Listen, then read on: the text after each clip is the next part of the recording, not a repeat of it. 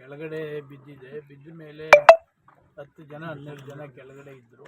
ಅದರಲ್ಲಿ spot out 7 ಜನ ಆಗಿದ್ದಾರೆ, 5 ಜನ ಇಂಜುರಿ ಆಗಿದ್ದಾರೆ ಅಂತಕ್ಕಂಥದ್ದು ಮಾಹಿತಿಯನ್ನು ಕೊಟ್ಟರು ನನಗೆ.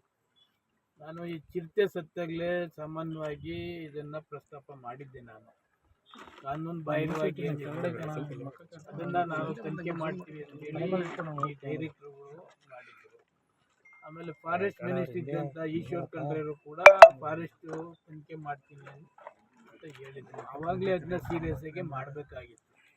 ನಾನು 2-3 ವರ್ಷದಿಂದನೂ ಪ್ರಸ್ತಾಪ ಮಾಡ್ತಾ ಇದ್ದೀನಿ, ಅಸೆಂಬ್ಲಿಲೂ ಮಾಡ್ತಾ ಇದ್ದೀನಿ, ಪಿಟಿಷನ್ ಕಮಿಟಿಲೂ ಕೂಡ ಮಾಡ್ತಾನೆ ಇದ್ದೀನಿ. ಇದನ್ನ ಲೀಗಲ್ ಆಗಿ ಮಾಡಿ ಸಾರ್ವಜನಿಕರಿಗೆ ಮತ್ತು ಇಲ್ಲಿ ಕೆಲಸ ಮಾಡ್ತಕ್ಕಂಥವ್ರಿಗೆ ಸೇಫ್ಟಿ ಮುಖ್ಯ ಅಂತೇಳಿ ಪದೇ ಪದೇ ಹೇಳ್ತಾ ಇದ್ರು. ಮಾಡ್ತೀವಿ ಅಂತೇಳಿ ಅದು ಮಾಡ್ತಾ ಇಲ್ಲ. ಮೊದಲನೇ ತಪ್ಪು ಮೈನ್ಸ್ ಆ್ಯಂಡ್ ಜಿಯಾಲಜಿ ಅವ್ರದ್ದೇ. ಅವರು ಅದನ್ನು ಕಾನೂನು ಕರೆಕ್ಟಾಗಿ ಹ್ಯಾಂಡ್ಲ್ ಮಾಡಬೇಕಾಗಿತ್ತು ಅಂತ ಅನ್ನಿಸ್ತಾ ಇದೆ. ಎರಡನೇದು ಯಾರು ಮಾಲೀಕರಿದ್ದಾರೆ, ಕೃಷಿ ಮಾಲೀಕರು, ಅವ್ರದ್ದು ಕೂಡ ಸಭೆಯನ್ನು ಕೂಡ ಮಾಡಿದ್ದೆ ನಾನು. ಸಭೆ ಮಾಡಿ ಈಗ ಶಿಫ್ಟ್ ಮಾಡುವಾಗ ಧೂಳು ಬರ್ತದೆ, ಮತ್ತೊಂದು ಬರ್ತದೆ. ಆಮೇಲೆ ಈ ಗಣಿ ಸುತ್ತಮುತ್ತ ಹಳ್ಳಿಗಳಿಗೆಲ್ಲ ಕೂಡ ನಾನು ಟೂರ್ ಮಾಡಿದ್ದೆ. ಎಲ್ಲ ಇವ್ರ ಜೊತೆಲ್ಲೂ ಕೂಡ ಸಭೆ ಮಾಡಿ ಅವ್ರಿಗೇನು 25,000 35,000 ಏನೇನು ಕೊಡ್ತಾಯಿದ್ರು, ಅದ್ರದ್ದು ಇಂಪಾರ್ಟೆಂಟ್ ಅಲ್ಲ. ನೀವು ಸೇಫ್ಟಿ ಮಾಡಿ. ಈಗ ಸುತ್ತಮುತ್ತ ನೋಡಿ, ನೀವೇ ನೋಡ್ತಾ ಇದ್ದೀರಿ, ಯಾವ ಜಮೀನು ಕೂಡ ಬೆಳೆಯುವಂಗೆ ಇಲ್ಲ.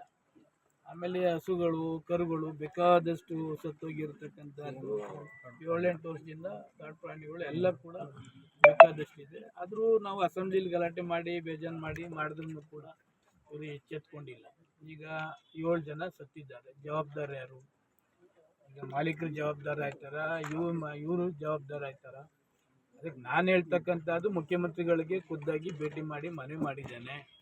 ಮೈನ್ಸ್ ಆ್ಯಂಡ್ ಜಿಯಾಲಜಿ ಅಧಿಕಾರಿಗಳನ್ನೂ ಕೂಡ ನೀವು ಟಾರ್ಗೆಟ್ ಮಾಡಬೇಕಾಗ್ತದೆ. ಅವರಿಷ್ಟೆಲ್ಲ ಲೀಗಲ್ಲಿಗೆ ಮಾಡ್ತಕ್ಕಂಥದ್ದಕ್ಕೆ ಅವಕಾಶ ಕೊಡದೇನೆ ಇಲ್ಲೀಗಲ್ಲಿಗೆ ಮಾಡಿರ್ತಕ್ಕಂಥದ್ದು ಕೂಡ ಕೋಟ್ಯಾಂತರ ರೂಪಾಯಿ ರಾಯಲ್ಟಿನೂ ಕೂಡ ಸರ್ಕಾರಕ್ಕೆ ಮಿಸ್ಯೂಸ್ ಆಗ್ತಾಯಿದೆ ಅಂತಕ್ಕಂಥದ್ದು ಕೂಡ.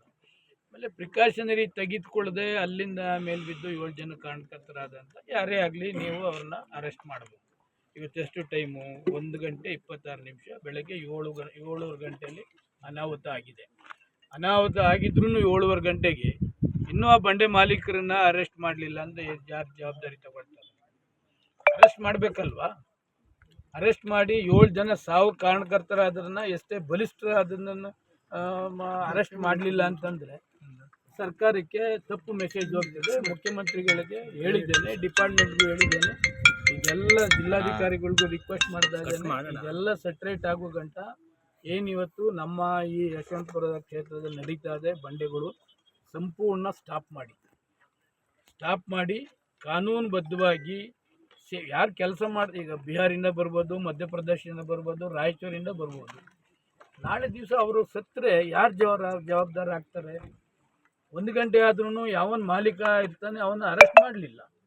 ಅರೆಸ್ಟ್ ಮಾಡಿಸಿ ಅವ್ರಿಗೆಲ್ಲ ಏನು ಕಾಂಪನ್ಸೇಷನ್ ಕೊಡಬೇಕು, ಏನು ಕೊಡಬೇಕು ಅದನ್ನು ಮಾಡಬೇಕಾಗಿತ್ತು. ಇವ್ರು ತಪ್ಪಿಸ್ಕೊಳ್ಳೋಕೆ ಅವಕಾಶ ಆದ್ರೆ ಹೆಂಗಾಗ್ತದೆ ಸರ್? ಈಗ ತಾವು ಈ ಭಾಗದ ಶಾಸಕರು ಸೆಷನಲ್ಲಿ ಕೂಡ ಧ್ವನಿ ಎತ್ತಿದ್ರಿ, ಇಷ್ಟೆಲ್ಲ ಹೇಳ್ತಿದ್ರು, ಇಷ್ಟೆಲ್ಲ ಗೊತ್ತಾಗ್ತಿದ್ರು ಕೂಡ ಅಷ್ಟು ಪ್ರಭಾವಗಳಿದ್ದಾರೆ ಸರ್, ಅವ್ರು ಅರೆಸ್ಟ್ ಆಗ್ತಾ ಇಲ್ಲ. ಶಾಸಕನ ಪ್ರಭಾವ ಏನು ನಡೀತಾ ಇಲ್ಲ. 2 ವರ್ಷ 3 ವರ್ಷ ಅವ್ರಿಗೆ ಯಾರು ಗಣಿ ಮಂತ್ರಿ ಇದ್ರು ಅಸೆಂಬ್ಲಿಲಿ ನನ್ನ ಕ್ವಶನ್ಗೆ 1 ಸಾರಿ ಆನ್ಸರ್ ಮಾಡಲಿಲ್ಲ. ಅವರು ಕೃಷ್ಣ ಬೈರೇಗೌಡರು ಆನ್ಸರ್ ಮಾಡಿದರು.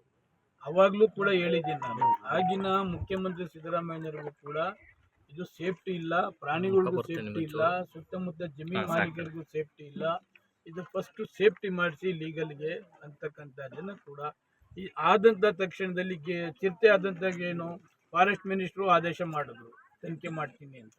ಮೈನ್ಸ್ ಆ್ಯಂಡ್ ಜಿಯಾಲಜಿ ತನಿಖೆ ಮಾಡಿದ್ರು. ಅವತ್ತಿನ ಇವತ್ತುವರೆಗೂ ಏನು ತನಿಖೆ ಮಾಡಿದ್ದಾರೆ, ಎಷ್ಟು ಜನ ಲೀಗಲ್ ಆಗಿದೆ, ಎಷ್ಟು ಜನ ಇಲ್ಲೀಗಲ್ ಇದೆ ಹೇಳಲೇ ಇಲ್ಲ.